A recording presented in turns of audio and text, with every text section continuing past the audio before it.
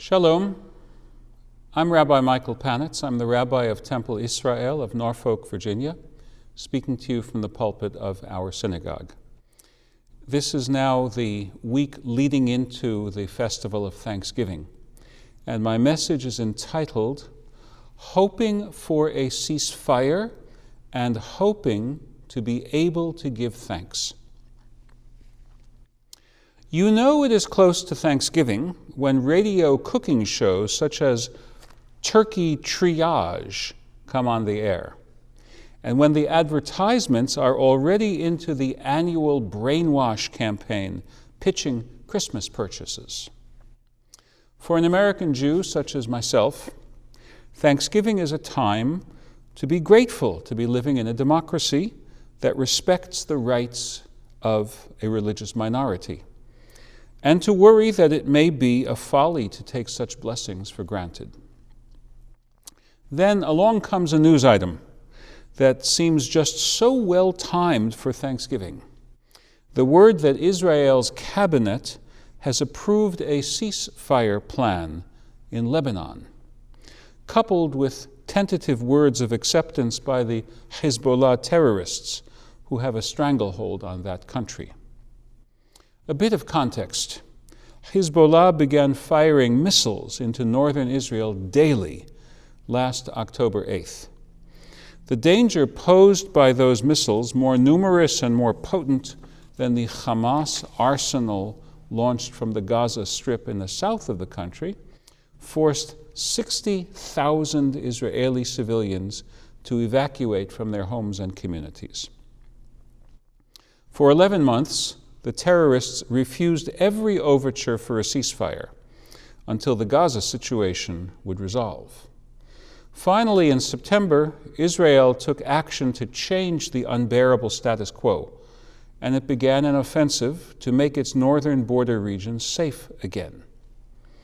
It would seem that Israel has achieved a measure of success because the terrorists have dropped their prior condition. Today, there is hope that this dream of restoring some degree of normal life for its myriads of displaced citizens may be achieved.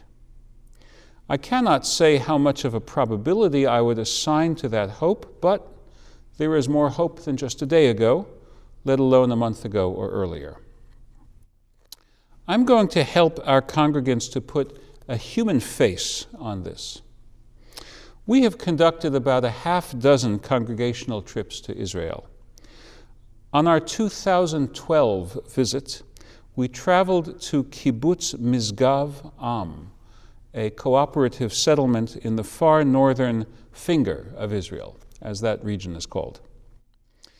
Literally, across the fence, we saw Lebanon.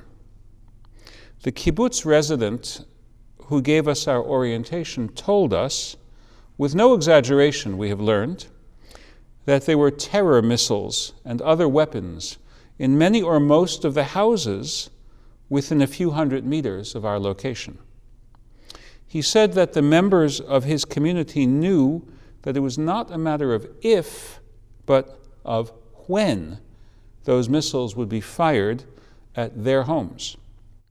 We now know that Hezbollah was planning its own iteration of the massive Hamas attack on October 7th, and that Israel's offensive forestalled that looming catastrophe.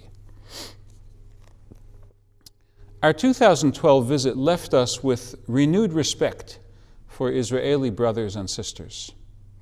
It is one thing for them to say, we live in a small country the size of New Jersey, everywhere is the border. But it is still more impressive to be literally on the border and to see how our kinfolk are building lives while so much in harm's way. The pluck and courage of the residents of Kibbutz Misgav Am are part of its DNA. It was created in 1945 by members of the Palmach, the original elite troops among Israel's defenders, operating even before the state achieved independence. When waves of Jewish immigrants arrived in Israel after 1948, Jews from Turkey and Bulgaria became part of the community. European, South American, and North American Jews joined in the 1970s, including the American-born spokesman who addressed our visiting group. The kibbutz has known its share of tragedy before the current round of fighting. In April 1980, fighters from an Iraqi terrorist organization affiliated with the Palestine Liberation Organization infiltrated the kibbutz, killing the kibbutz secretary and an infant boy, and holding the other children, about 50 children, holding them hostage. Israeli forces rescued them, although at the cost of 2 kibbutz members and 1 soldier killed, 4 children and 11 soldiers wounded. The community knew periods of quiet. Before the Palestinian terrorists destroyed the peace of Lebanon in the civil war of 1970 to 1975, that country's border with Israel had what was then called, quote, the good fence. After 1982, when the South Lebanese forces in control of the region across the border were friendly with Israel, the kibbutz maintained good relations with their cross-border neighbors. But then Hezbollah took over and created the current sad reality. When Israel began its operations to move the terrorists north of the Litani River and restore security to the residents of northern Israel, the kibbutz was declared a closed military area.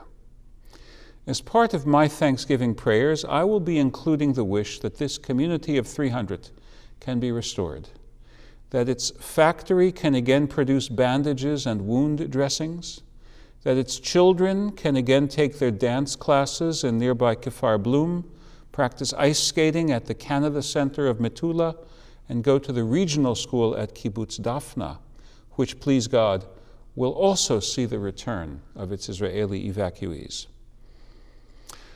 The prophet Jeremiah envisioned the people of Israel going into exile, passing the tomb of Mother Rachel, and hearing her weeping. Speaking in his prophetic voice, Jeremiah said, Min'i kolech mi bechi, yesh tikva la'acharitech, v'shavu vanim ligvulam. Cease from weeping and sobbing. There is hope for your future. Your children will return to their territory. Jeremiah chapter 31, verses 16 and 17. May Thanksgiving 2024 be a time for the fulfillment of that prophecy. Amen.